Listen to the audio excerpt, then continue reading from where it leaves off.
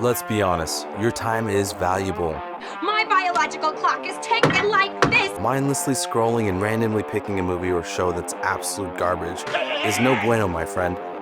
Take the garbage out front, son. That's hours that you threw in the trash.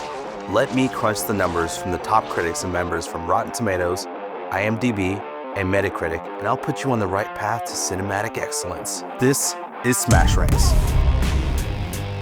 Welcome. This is a little bit of a Debbie Downer list because we're honoring a legend that has recently passed. A legend that needs no introduction, but I'm gonna give him one anyway. He's got at least 72 movies under his belt. He's a 5-time nominee and 2-time Oscar winner, and tops it off with 4 Golden Globes. This guy was the first villain that I truly hated, Lex Luthor. He'll always be remembered as one of the greats. It's Gene Hackman. I'll be honest, the only Gene Hackman movie I've seen up until now was Superman. After smashing through these movies though, I definitely have a newfound appreciation of Gene Hackman's brilliance on screen. This is Smash Rank's top 10 Gene Hackman movies. Smashed at 10 is Mississippi Burning. You get this straight, shit kicker. Don't you go mistaking me for some whole other body. You got your brains in your dick if you think we're just gonna fade away. We're gonna be here till this thing's finished. We start this list off with a doozy. 2 FBI detectives, Gene Hackman and Willem Dafoe, who closely resemble oil and water, venture down to Mississippi to discover the truth of 3 civil rights activists who were murdered in 1963. They're welcomed to the small town by absolutely nobody. Bit of a tough crowd, if you will. The whites, who are mostly racist and filled with absolute hate, don't want them digging around, literally. And the blacks don't want to give them any info in fear of being targets for the next church burning or lynching. Not a lot of leads for the detectives to work with, but a break in the case gets them on the right path of getting justice. Gene Hackman, the tough enforcer, the social butterfly, manages to earn trust from a certain young lady played by Frances McDormand. Willem Dafoe, the boss, gets shit done by playing by the book, for the most part. A young Michael Rooker really stood out as well, playing the typical role of straight asshole, just a really mean dude that likes to bring the pain. It's a necessary film to watch, even though it'll make you shake your head at the fact that people were and still are filled with so much hate. Check this one out and stream it on Tubi. Get out there. You got a stupid smile, you know that, pal? Can you see it? Smashed at 9 is The Royal Holy Tenenbaums. shit. That's not... What is that? Oh, no, that's dog's blood. A dysfunctional family comes back together under one roof. The once head of the family, Royal Tenenbaum, tells a lie, a pretty messed up lie, actually, to get closer to his family. This is mainly due to guilt for not being there in the early years because he was kind of an asshole. Wes Anderson directs his 3rd film, and if you haven't watched any Wes Anderson films, he has a very distinct style. The colors, the cinematography, the use of text, the tone, and the dialogue are what makes a Wes Anderson film, well, a Wes Anderson film. Personally, it's really not my flavor, but seeing his other films, this is probably my favorite Wes Anderson flick. And part of that is because of the stellar cast. On top of my new favorite actor, Gene Hackman, we get some true legends in this one and some unique writing and dialogue. And apparently, as you'll notice, Gene Hackman hated working on this film. And it kind of seems to be a pattern for Gene Hackman, as you'll soon find out. Ironically, this film is the one where he smiles the most. You stay away from my children. Do you understand? I got it. I haven't been in here for years. Hey! Are you listening to me? Yes, I am! Smashed at 8 is Hoosiers. Where are you going? In the game. Sit down. What do you mean? We gotta have 5 out there. Sit down. This all-time basketball great came out in 1986 and is, quite frankly, after Superman, the first movie I think about when I think of Gene Hackman. Taking place in the mid-50s, Gene Hackman, in the leading role, comes out of the Navy and gets hired on as a head coach for an Indiana high school basketball team. With a shaky past and a shitty welcome from the small town, it's clear he has an uphill battle taking this team to greatness. Although Gene Hackman was great in this role, Dennis Hopper, man, he kind of stole the show, and deservedly he got nominated for an Oscar for his role as a player's father and town drunk. They have this great scene together when Gene Hackman offers Dennis Hopper the job of assistant coach. Basically, he says, the assistant job is yours, but you got to stop drinking, my guy. And Dennis Hopper, in this vulnerable state with some embarrassment, gets a little heated. But it's the one scene that sticks out for me in this film. Fun fact, according to IMDb, the director and Gene Hackman did not get along. He said he was a nightmare to work with. Gene, yes, we're on a first name basis at this point, thought the movie would be a complete flop that would destroy Dennis Hopper and his career, but in the end, it became a huge hit. And if you watch the film, it seems like he really enjoyed acting in it and has a great chemistry with the whole cast. It kind of blows my mind that he felt that way about the movie, but you just don't see it at all on screen. Maybe it's a bit of a testament of his greatness as an actor. Filled with lots of uplifting music and high-energy basketball montages, watch the OG of basketball cinema and check out Hoosiers. Smashed at 7 is Superman, the movie. Easy, miss. I've got you. You've got me. Who's got you? We see Superman as a baby alien who looks a lot like a human is sent to Earth by his parents because their world, Krypton, is about to be turned to dust. He arrives on Earth and is quickly adopted and grows up with superpowers to be a beacon of hope in Metropolis. Lex Luthor, our guy Gene Hackman, is the mastermind real estate mogul who plans to take over half of California while dropping the other half into the ocean, which is not at all completely ridiculous. Lois Lane is a reporter who falls literally head over heels for this fella and of course becomes a giant liability. I mean, superheroes really need to stick to solidarity if you ask me. Lots of action and for the time, trailblazing special effects and production design. Does it hold up today? Not even close. And it shouldn't, given the 50-year gap. Gene Hackman and Christopher Reeves make for good heavyweight rivals even though they're hardly on screen together. It's a must-watch for superhero fans. Check it out on Max. The West Coast as we know it would Fall into the sea. Bye-bye, California. Smashed at 6 is Bonnie and Clyde. How about that now? Ain't you something? I tell you. Look, I'm gonna get you Smith & Wesson. Gonna go in your hand easy, don't you? Yeah. Now, this revolutionary film came out right at the beginning of the new Hollywood era of the mid-60s. Movies became more risque and distanced themselves from the simple, happy, conservative films that were the foundation of Hollywood. Sex and violence started to become a staple in movies. Bonnie and Clyde, directed by Arthur Penn, is said to be a catalyst in this Hollywood movement because of the portrayal of violence and sex. I mean, people get shot in the face and people bone on a picnic blanket. As you would expect, it was divisive when it came out, but ended up winning people's hearts and started a movement in Hollywood on its second release. This film, set during the Great Depression, is about the notorious duo Bonnie and Clyde, who are played by Faye Dunaway and Warren Beatty, and their crime spree robbing banks, restaurants, and gas stations. It's kind of crazy because in the end, I was cheering for the bad guys as they killed police officers and civilians, which is kind of the norm today, you know, because it has that kind of a Robin Hood feel to it. But back in the day when this came out, it was blasphemy. I mean, they were coming off of The Sound of Music. Gene Hackman, in a small supporting role, plays Clyde's older brother, Buck Barrow. He plays a much different character than any other role on this list. I mean, he's a jokester with a Texan accent. Enough said. This trailblazer of a film was the first major motion picture he was a part of and really put Gene Hackman on the map and led to more prominent roles. We're gonna have ourselves a time, boy! We surely are.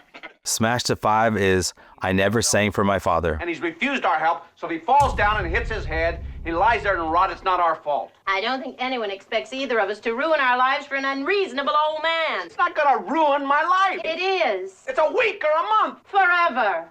I Never Sang for My Father isn't a complicated story. Gene Garrison, played by Gene, wants to move to California to marry his girlfriend. But his father wants him to stay close, especially when his wife, Gene's mother, passes. His father's health and specifically his mind start to fade as he repeats many stories throughout the movie. Gene and his sister have the talk. You know, the what the hell are we gonna do with our father that doesn't want to be by himself or can hardly take care of himself talk. Gene's the one that has to talk to him and get him to understand. Because their father, a low-key Nazi, turns his back on his daughter and her husband because he's Jewish. Therefore, he feels closest to his son, Gene. Gene has to make a tough decision of, do I let my dad treat me like a puppet for the rest of my life, or do I grow some frickin' balls and go out to Cali and marry this woman? It's a hyper-realistic story that deals with issues that most families have to deal with. This role after Bonnie and Clyde was the first to show what he's capable of and propelled his career. And I'm convinced the final explosive scene is the reason Gene Hackman and Melvyn Douglas were nominated for an Academy Award. Both actors portray every emotion on the spectrum. Stream it on Fubo. And it does not excuse everything.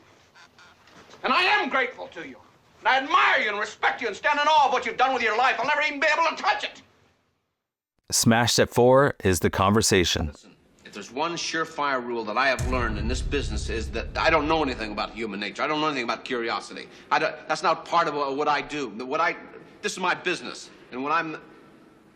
Set in San Francisco, Gene Hackman plays a legendary surveillance tech who is contracted to get information in a very discreet way. He manages to record a couple who seem to be having an affair and are convinced that they could be killed if this was ever leaked. Gene Hackman, a religious man, is reluctant to give the tapes to a powerful man called the Director, who hired Gene Hackman for these tapes. But he doesn't want the blood on his hands, especially because he still holds guilt of a similar result from a job in the past. The Director deceitfully gets the tapes and makes a decision that changes lives forever.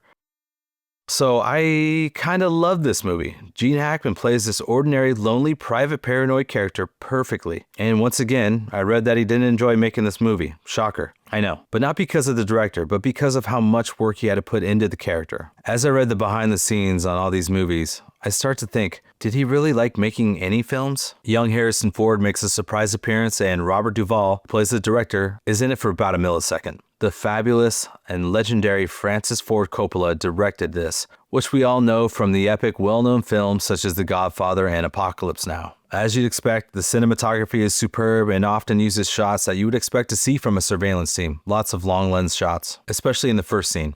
The score and the audio design was noticeably effective too. There's like these distorted audio samples that really lend itself to the paranoid tone of the movie. This one was nominated for Best Picture and personally is my favorite on this list. Don't miss out on this masterpiece and rent or buy it now.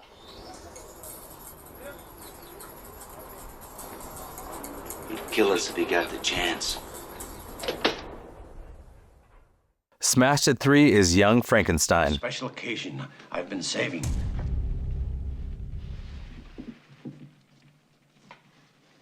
Cigars.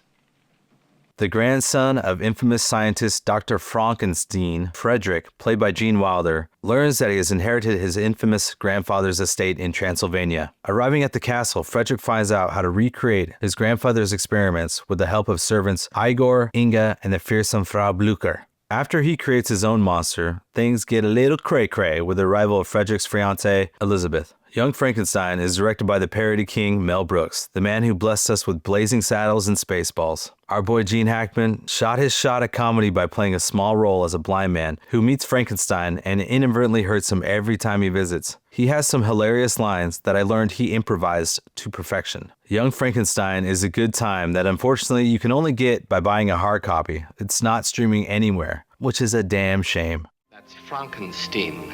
But what about your grandfather's work, sir? My grandfather's work was doo-doo! Smashed at 2 is The French Connection. When's the last time you picked your feet? Huh? What's he talking about? I got a man in Poughkeepsie who wants to talk to you. You ever been in Poughkeepsie? Huh? Have you ever been in Poughkeepsie? Hey, man, come on, give me a break. Hey, I don't know come what on, you're talking say it. about. Let me hear you say it. Come on. Gritty, New York City, 1971. Based on true events, narcotic agents Popeye Doyle, Gene Hackman, and his partner Cloudy, played by Roy Scheider, are determined to uncover a plot of some Frenchmen smuggling some of that H, aka heroin. Gene Hackman again plays the role of cynical detective looking to get the bad guys by any means necessary. He has an incredible performance as this character, and he won his first Oscar because of it. The movie also won Best Picture and Best Director. The cinematography is also excellent, with an emphasis on camera movement, especially during chase scenes. Now, this car chase scene in this movie is legendary. The safety consultant was definitely a no-show during it. The number of close calls at high speed had me on the edge of my seat. According to IMDb, the scene was notoriously dangerous and Gene Hackman did a lot of the driving, as he has a history of racing professionally. The story is nothing new. Classic detectives trying to find drug dealer story. But the performances and the style, which has definitely been borrowed since, puts it on another level that deserves your attention. Turn around there, fella. What we got here, huh? This belong to you? Huh? Stand up there, naughty. Smashed at the top spot is Unforgiven.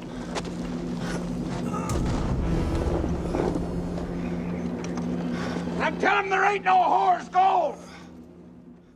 Now, this flick has been called the greatest Western of all time, and there's something about Westerns that gets me all giddy. Vast, picturesque, untamed wilderness down yonder, the fact you could die in a million ways on the way to the shitter, the badassery of carrying a 6-shooter into church then dueling after church at high noon between the outlaw and the mysterious gunslinger. I mean, I could go on, but there's no doubt that the Western genre is and always will be a staple of American cinema. And I reckon for this to be called the best is saying something. Now, 2 scoundrels end up cutting a whore on her face after a misunderstanding. And this group of classy ladies end up putting a bounty on these no-good fellers. Clint Eastwood and his steely eyes played Will Mooney, and he meets up with Morgan Freeman, Ned, and a young wannabe gunslinger, the Schofield Kid, and they set off to kill and collect this bounty. Gene Hackman, in a supporting role, plays Little Billy, the town sheriff looking to rid the town of gun-toting fools who are up to no good. These three end up meeting Little Billy and the town's law for an epic showdown. As a kid, I remember seeing this movie at my local Blockbuster, but knew my parents weren't about to let me see a Western bloodbath. And I too was expecting this movie to be a shoot-'em-up killing fest, but was surprised to see it was a lot slower. There was a lot of character backstory, and Clint Eastwood and Morgan Freeman played these legendary outlaws who don't find it as easy as it was to kill a man. It sounds like they were just popping women and children back in the day. It was kind of messed up. Now, along with the Schofield kid, these three have an internal conflict with murdering folks. Gene Hackman is supposedly the villain in this, but it's not as black and white as you would think. He's actually kind of a nice guy, but when pushed, can venture into the gray a bit. He earned an Academy Award for his portrayal of such a complicated character. In the end, you question who the actual hero was. This film also earned Best Picture and Best Director, who in fact was Clint Eastwood. Stream it on Philo and let me know if it's the best Western of all time. And then if I was to say that you shit in your pants because of a cowardly soul, but you'd show me that pistol right quick, wouldn't you? You'd shoot me dead. Isn't that so? There you have it, Gene Hackman's greatest films according to Smash Ranks. Did the big three get this list right? Are there any other Gene Hackman films that deserve to be on this list? Be sure to like and subscribe and let me know what list you'd like to see next. Thanks for getting smashed. I'll see you on the next one.